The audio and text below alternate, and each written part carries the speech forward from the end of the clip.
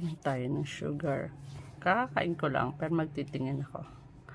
Kasi, muntik na akong manginig kanina. Ay, nako. Habang sa tupad, muntik na ako. Hindi ko na alam yung pakiramdam ko kanina sa kung ano nararamdaman ko. Grabe.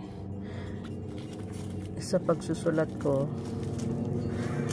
buti na lang naisusulat ko pa ng tama yung mga numbers sa resibo. Diyos ko, pinagpapawisan na ako kanina. Grabe. Buti nakikita ko pa yung pinakamalit na numbers at letters kanina. Kasi iba na yung pakiramdam ko habang ako ay nasa tupad sa line of duty. Ay, Diyos ko, tingin ko bumaba sobra yung sugar ko dahil niresetahan ako ni Doc ng ibang gamot. Sabi niya yung unang check-up ko 124 lang sugar ko. Niresetahan niya ako ng ng metformin. Tapos ito after holiday chinik up na naman niya ako. 130 34 ba yun? 134. Dahil dati pala 126, tas ngayon 134. Kaya dinagdagan niya yung gamot ko ng glucoside. Ayun, parang nanginginig ako. Kasi ininom ko. Parang metformin, dinagdagan niya pa ng isang gamot. Parang over sa akin yung gamot na yun. Feeling ko lang not so sure. Ito. Open mo lang ganun. Did you see that? Yan. Sabi niya, insert ko daw yung strip. This is what you call strip.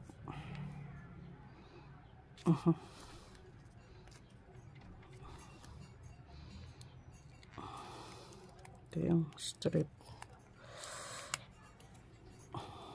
Ano tinatawag? Parang kapal ng selyo. Oh gosh. Ito yung strip na tinatawag.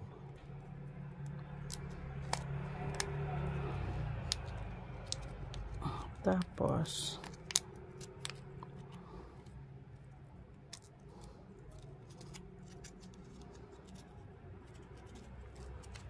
hey, ayaw mong lumabas. Ito yung strip.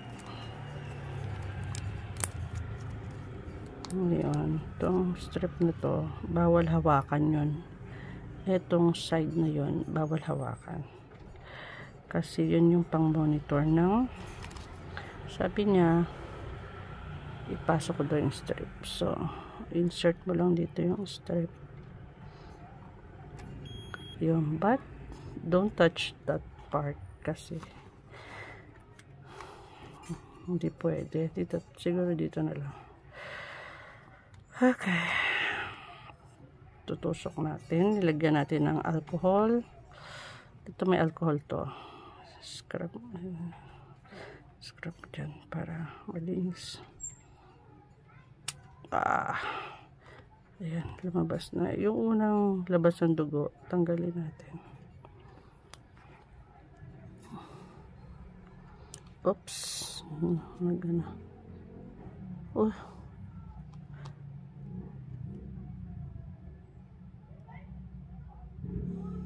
Ayan. Tingnan natin kung ilan. 218. Taas. Nasobrahan ako ng kain. 118, may guli. Kasi kumain ako ng chocolates, nag-coffee ako, nag-rice ako. Wow. Sobrang taas na.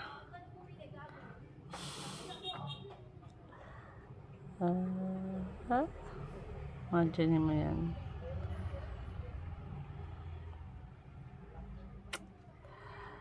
Paano mo pabababain ngayon yan? Hindi kasi kumain ako. Kakakain ko lang. So, tumas naman ng sobrang sugar ko. Yun ang pag sobrang kain. Okay.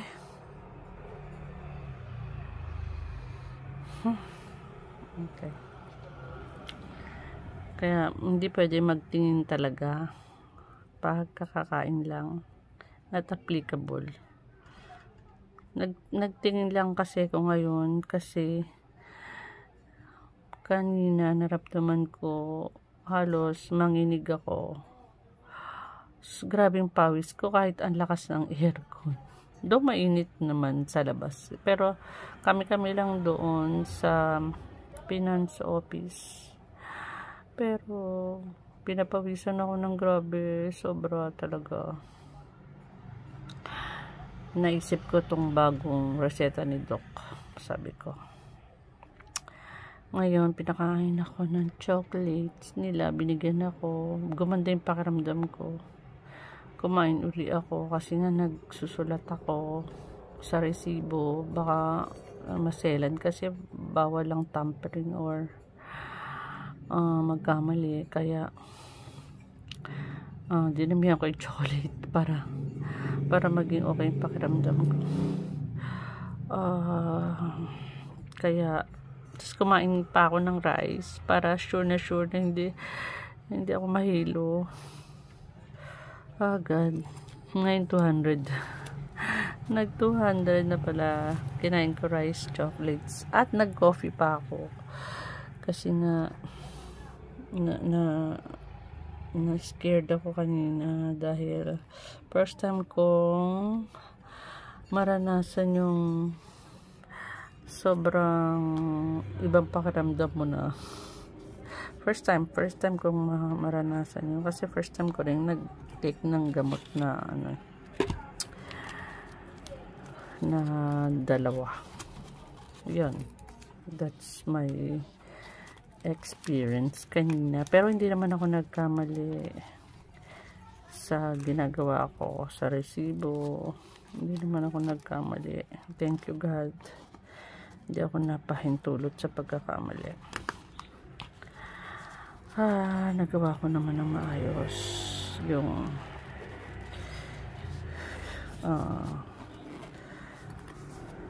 ginagawa ko. Siguro grabe lang pawis ko kahit naka-aircon. Napansin nila okay ka lang, bakit pawis na pawis ka? Hindi ko malaman pala. Not feeling well na dahil bumababa sugar ko. Ngayon kumain ako ng madami. 200 na yung sugar ko kasi talagang hindi applicable yung magtingin ng kakakain lang. Siguro 30 minutes na akong kumain. 30 minutes or 1 hour, something like that. Tapos kakakain ka lang. But anyway, thank you God. I'm fine. Salamat po Ama.